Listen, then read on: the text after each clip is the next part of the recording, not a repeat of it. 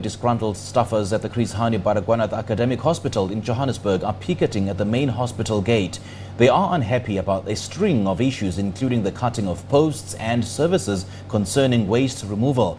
There's reportedly also a staffing backlog, which is set to be exacerbated by the closure of the fire-damaged Maxeke Hospital in Johannesburg. SABC News reporter Mbalenhle Mthethwa is at the hospital, and we cross to her live for the latest on the ground. Mbali, a very good morning to you. Thank you so much for joining us. Now, the picket was supposed to start at 11 this morning. What's the situation there right now? Good morning, Simpiwe. The picket has indeed started. It started at 11.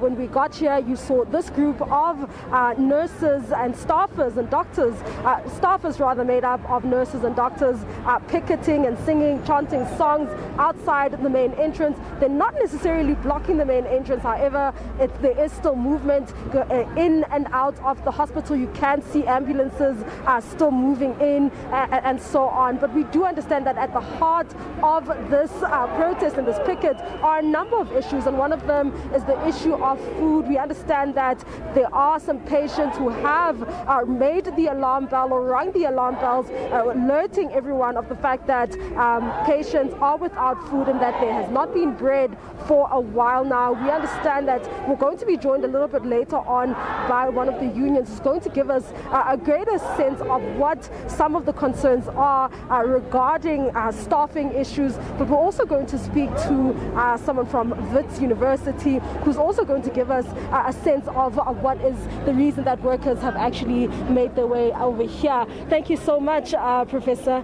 Thank you so much for speaking to us and for taking the time to speak to us. Please talk to us about why workers and what the issues that have led workers to come out here in the streets. So there are multiple issues at play, and this is all been coming together, accumulating over the past few weeks. So the main reason for coming out today is a threat by Gauteng Department of Health to remove 800 staff members from this hospital that were largely employed to deal with the COVID-19 pandemic. But Gauteng Department of Health doesn't seem to understand that this facility has been systematically understaffed for years now, for more than 3 decades. The patient-to-staff ratio at this place is 3 times lower than the patient-to-staff ratio at Maxeke Hospital. So although these 800 staff members were employed to deal mainly with pandemic, their need still exists at this hospital.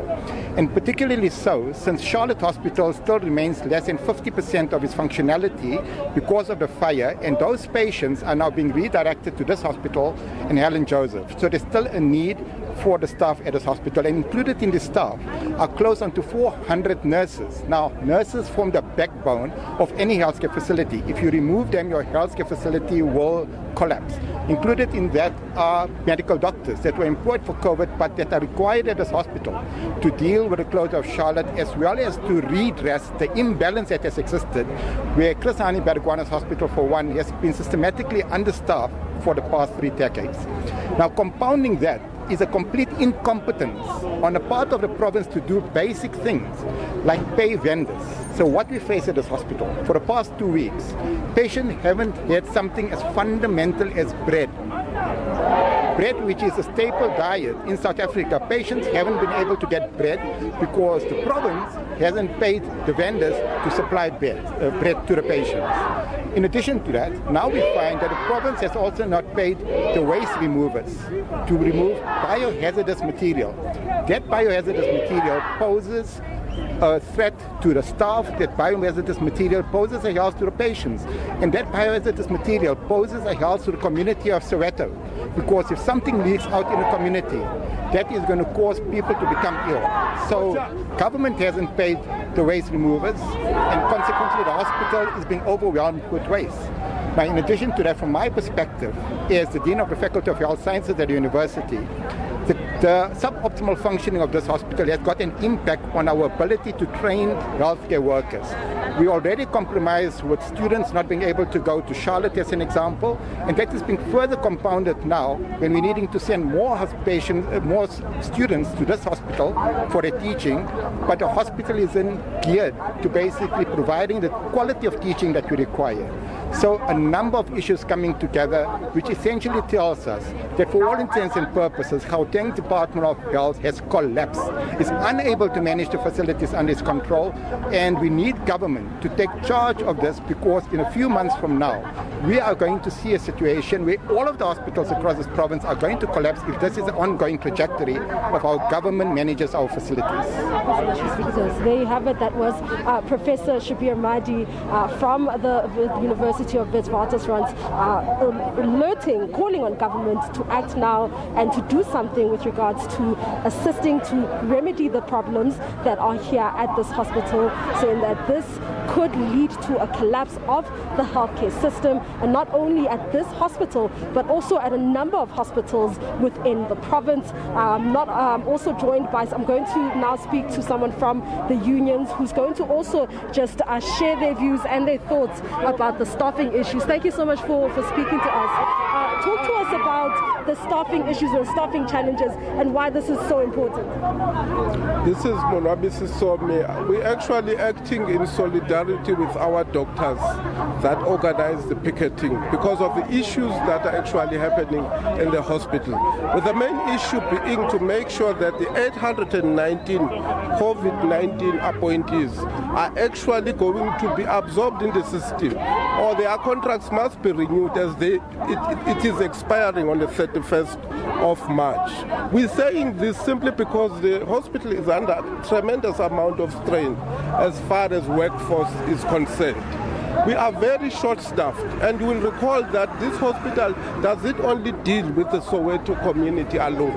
We've got peripheral hospitals that are referring patients here. We have patients that are coming beyond our borders, meaning that the manpower is actually strained. So we are short-staffed. We are saying those 819 COVID-19 appointees must be renewed what you call the contract, so that manpower can be sufficient and patient care is not actually compromised. But furthermore, what we are saying, we've got serious issues that are here. Currently, we have got waste that has not been removed for some time. Just one more question about the staffing challenges.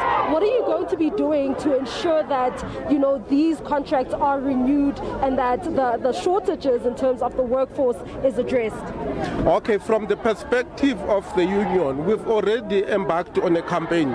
Today is actually our first leg that we're actually speaking to EPWPs, trying to sensitize them. It's one of many meetings that are going to follow.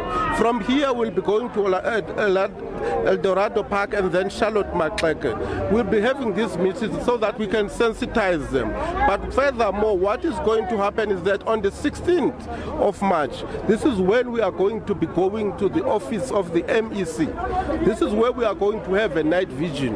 This is where we are going to be propagating these issues for an immediate response, because we want all these workers to be absorbed. And you'll recall, it's not only the CHWs. We're speaking to EPWPs. We're speaking to police officers that need to be insourced, that are standing at the gates. Thank you so much. Thank you so much. That is Monwabisi Somi, who is from SAFTU, just speaking to us about some of the staffing challenges, and also just giving us a plan of action that they will be undertaking as a union to try and force the Gauteng government to hire these contracts, or to renew the contracts that are due to expire very soon, saying that this will cause a huge gap in the workforce here. Also raising concerns about the fact that Charlotte Maxeke Hospital in Johannesburg is still not operational, which then creates a huge burden on other hospitals within the province, meaning that they have to then